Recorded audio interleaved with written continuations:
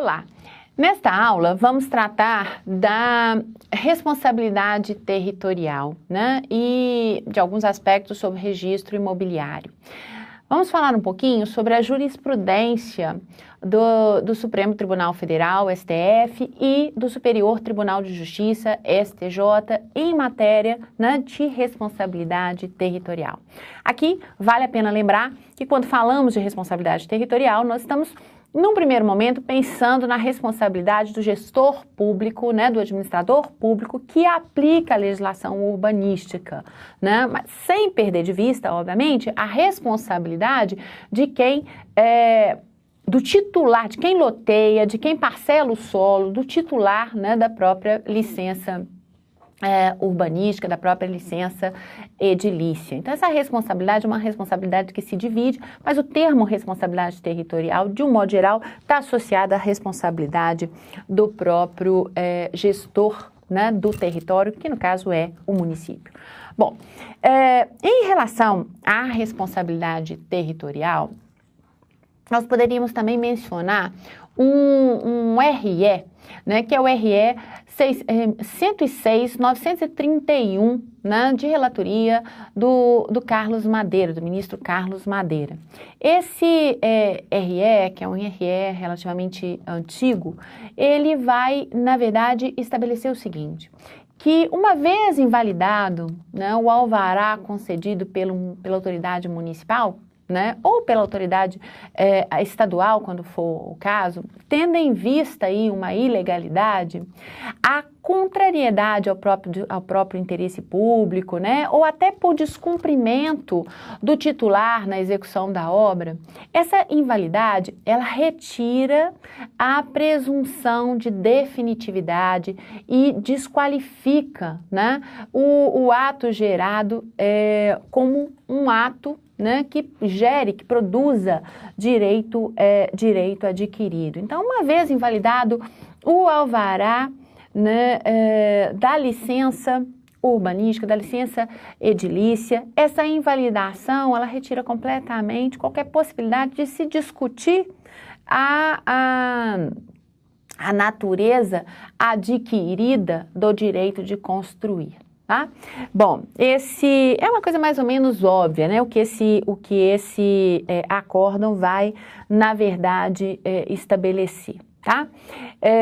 Por quê? Por óbvio, né? Se foi invalidado, se houve uma invalidação, houve uma situação de ilegalidade. O que poderia ser caracterizador dessa legislação, dessa caracterização dessa invalidade? A contrariedade ao próprio interesse público, né, violação de algum interesse de natureza pública, né, ou propriamente o descumprimento de alguns pré-requisitos, alguns requisitos, algumas condicionantes que foram estabelecidas, né, na própria licença urbanística, né? E isso vai, portanto, gerar a perda do próprio direito, não há que se falar, então, aí em direito adquirido, tá? Bom, violação de norma urbanística, isso é muito comum, também de norma ambiental, né? Como sendo aí uma contrariedade ao próprio interesse urbanístico. Bom, outro acórdão interessante diz respeito, né, à própria competência do município para legislar sobre ordenação do solo urbano. Quer dizer, a Constituição Federal, no 182, deixou muito claro que essa competência ela é do município, né? Porque é o município que vai estabelecer os planos diretores, que são leis municipais de planejamento da ordenação do solo urbano, né? Nós já vimos que esses planos diretores normalmente versam sobre o quê? Sobre os instrumentos de política urbana que o município vai utilizar para executar a sua política de desenvolvimento urbano, de expansão urbana. Ele também contém, de um modo geral, a divisão do solo do município em áreas, né, que a gente chama aí de um macrozoneamento. E muitas vezes vai ter também um zoneamento menor, vinculado a determinados instrumentos, vinculados a determinadas características, que vai chamar de zoneamento urbano do próprio município. Nós já vimos que esse planejamento, ele é um planejamento que tem que ser participativo, então, portanto, essas regras não são passíveis de serem modificadas por decisão unilateral do próprio poder público, né? Essas regras do plano diretor, elas têm que ser, em certa medida, respeitadas e em que pese, né, possa vir a superveniência de um interesse público posterior, né, mais relevante, justificador de alguma modificação nessa legislação urbanística, isso deve ser feito respeitando-se os critérios de elaboração dessa lei municipal. E como eu disse, né, além de ser uma legislação instrumental, ela é espacializada do ponto de vista territorial e ela é participativa, né? Nesse sentido, esse RE 226.900, né, e 61, ele vai discutir, a partir de uma lei municipal do município de Araraquara, em São Paulo, né, ele vai discutir se essa lei municipal, ela que autoriza a concessão de uso, né, de área definida em projeto de loteamento como áreas verdes e áreas institucionais, né, se essa lei que autoriza essa concessão de uso, ela pode ter o condão de desafetar áreas de uso comum, né, do povo. Se ela pode, na verdade, implicar em uma desafetação do uso das próprias áreas, porque esse município pode desafetar áreas que eventualmente tenham sido destinadas, né, a espaços verdes. E a conclusão nesse acórdão, ela é muito interessante, por quê? Porque ele reforça uma ideia que já havia sido discutida, né, na ADI 478, no voto, né, do relator ministro Carlos Veloso. Nessa ADI, né, tinha sido já determinado que o poder público e os municípios, né, eles têm sim o poder de legislar sobre parcelamento, uso e ocupação do solo, que isso está decidido desde que a matéria seja matéria de interesse local, né? Isso vem previsto no artigo 30, inciso 1, né, e inciso 8º. E então isso não há que se falar aí numa violação de competência quando o município, né, regula especificamente o parcelamento e a ocupação de solo urbano, tendo em vista aí um interesse público de natureza local. Porém, né, no caso das desafetações, isto é algo, em certa medida, assim, um tanto quanto polêmico. Por quê? Porque se a área ela foi afetada a uma destinação específica no projeto de loteamento, caberia ao município respeitar essa afetação, né? Caberia o município respeitar essa afetação, por quê? Em princípio, essa destinação de uma área verde, uma destinação dentro de um loteamento, né, de áreas verdes ou para instalação de equipamentos urbanos, né, essas afetações, elas têm uma razão de ser. E a razão de ser, qual seria? A própria preservação da qualidade de vida, né, urbana ali, né, tendo em vista que a necessidade de um desenvolvimento econômico sustentável do próprio município. Então, em regra, essa desafetação ela não é vista com bons olhos pelo STF, né? O STF tem tido uma posição no sentido de não autorizar essa desafetação, de considerá-la, né, em princípio, uma desafetação ilegal. Obviamente, né, há exceções, até porque, como nós já estudamos, os municípios, eles têm poder, né, de promover, têm competência para promover a regularização fundiária de determinadas áreas. E essa regularização fundiária pode, sim, em algum momento, implicar, né, na necessidade de uma requalificação urbana de determinados espaços, inclusive dos espaços verdes, em loteamentos clandestinos ou irregulares, ou mesmo loteamentos aprovados pelo poder público, mas que não foram implantados da forma devida. Então, neste caso, fica a dica de que, em princípio, essa desafetação ela não é uma desafetação bem vista, né, ela não é legal, mas ela pode sim ocorrer, desde que devidamente motivada, com fundamento na legislação, né, sobre regularização fundiária, que nós aqui já tratamos em outros momentos. Um outro acórdão que vale a pena a gente, na verdade, uma outra decisão que vale a pena ser mencionada diz respeito à decisão, né, contida no voto da relatora ministra Carmen Lúcia, né, no agravo de instrumento 781-376 de São Paulo. Trata-se aqui de uma ação civil pública, né, e que vai versar aí sobre loteamento clandestino e a legitimidade passiva da municipalidade, que detém, por força do artigo 40 da Lei 6766, o poder dever, né, de quê? De promover a regularização fundiária daquelas áreas, né, que foram parceladas indevidamente, ilegalmente, como é o caso dos loteamentos clandestinos. Aí lembrando, nós chamamos de loteamento clandestino aquele loteamento que não foi sequer aprovado, né, pelos órgãos municipais. E aquele irregular, que é o loteamento que foi aprovado, né, pelos órgãos municipais, mas que não foi levado a registro imobiliário, já que o registro imobiliário é um dos pré-requisitos para o exercício legal do direito de construir.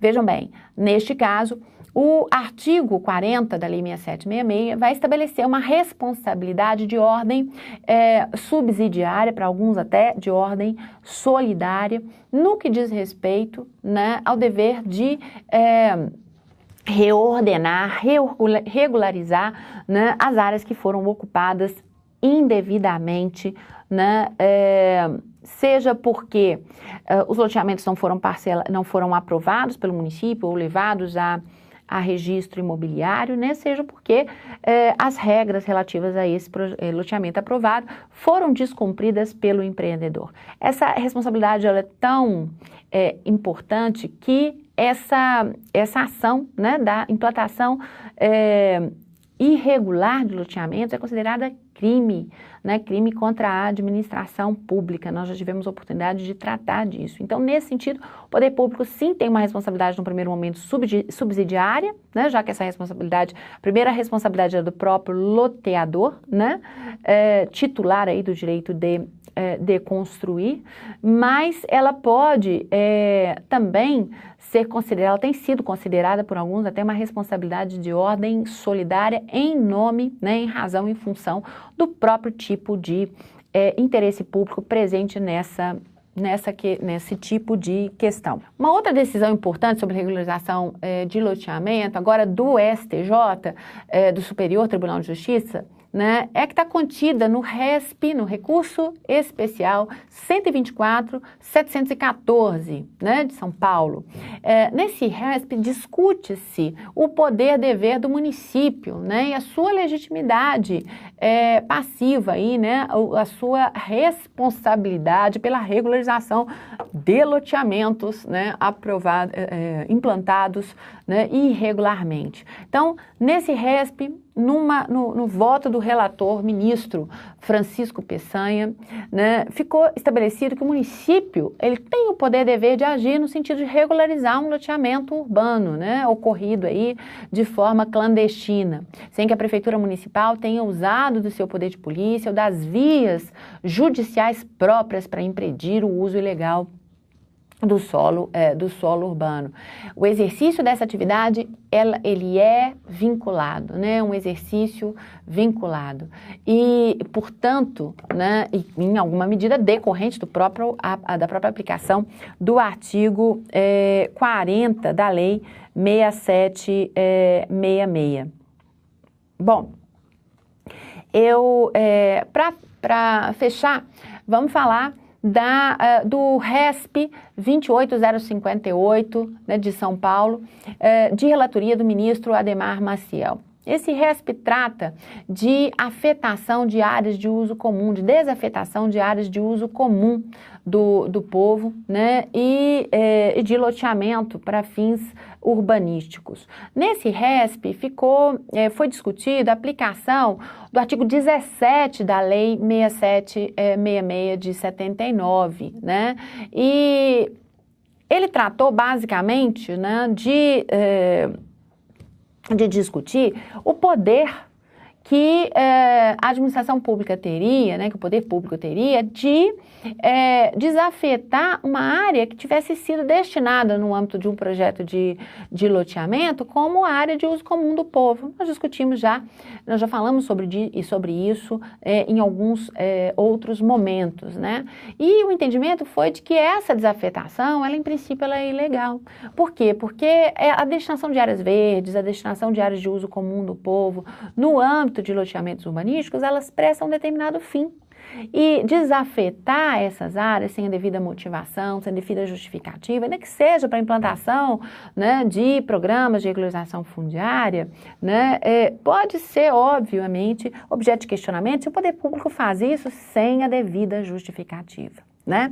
E nesse acordo vocês vão ver uma explicação bastante interessante sobre o significado da regra contida no artigo 17 da 6766, né? Que vai estabelecer que os espaços livres de uso comum, as vias e as praças, as áreas destinadas a edifícios públicos e outros equipamentos urbanos constantes do projeto, né, e do próprio memorial descritivo, projeto de loteamento, do próprio memorial descritivo, elas não poderão ter sua destinação alterada pelo loteador, né, desde a aprovação do loteamento, salvo em casos de caducidade da licença, licença caducou, né? Obviamente toda licença urbanística ela tem um prazo de validade, se esse direito de construir não é exercido no prazo de validade da licença, o loteamento não é implantado, a edificação não é produzida, né? Não é realizada, ela caduca, ela perde a validade, né? E aí nova autorização será necessária, novo licenciamento será necessário, né? Então, caducidade da licença, ou também naqueles casos em que o loteador desiste. A licença não caducou, mas ele desiste de implantar o próprio loteamento. Então, nesses casos, nós poderíamos falar aí numa modificação da destinação, né? Desde que, obviamente, observadas as exigências que estão contidas lá no artigo 23 da própria Lei 6766, né? E o que diz o artigo 23 da 6766? Ele trata dos casos de cancelamento do registro do loteamento. Normalmente, ele pode ocorrer em 3 situações. Quais são essas 3 situações? Por decisão judicial, quando, né, o judiciário entende que o registro não foi feito de forma regular, que existe algum vício no próprio processo, né, de loteamento, ou que a área que foi registrada não poderia, né, ser registrada de forma válida, de forma legal. Pode acontecer a requerimento do loteador, obviamente com a devida concordância da prefeitura ou do Distrito Federal, quando for o caso, né? Enquanto nenhum lote houver sido objeto de contrato, ou seja, enquanto não tiver sido alienado nenhum lote, ninguém tiver comprado nenhum lote, o loteador pode voltar atrás. Para isso ele precisa, obviamente, da anuência do poder público. Essa anuência, obviamente, vai requerer uma certa motivação por parte do loteador, né?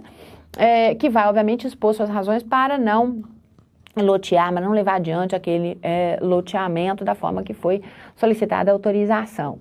Por fim, pode acontecer do cancelamento do registro se dá em razão de requerimento conjunto do loteador e de todos os adquirentes, obviamente sempre com a anuência da prefeitura. Por quê? Porque nós estamos tratando aí, né, de instrumento de política urbana. Esse loteamento ele vai funcionar, e o parcelamento do solo não deixa de ser um instrumento de política urbana, então o poder público tem que opinar, né, sobre isso, e do próprio Distrito Federal, quando for o caso, e do próprio, ou do Estado, né, nos casos que nós já vimos aí, que a competência ela é deslocada para o Estado. A competência para aprovar esse loteamento é deslocada do município, do Distrito Federal, para o próprio Estado, né?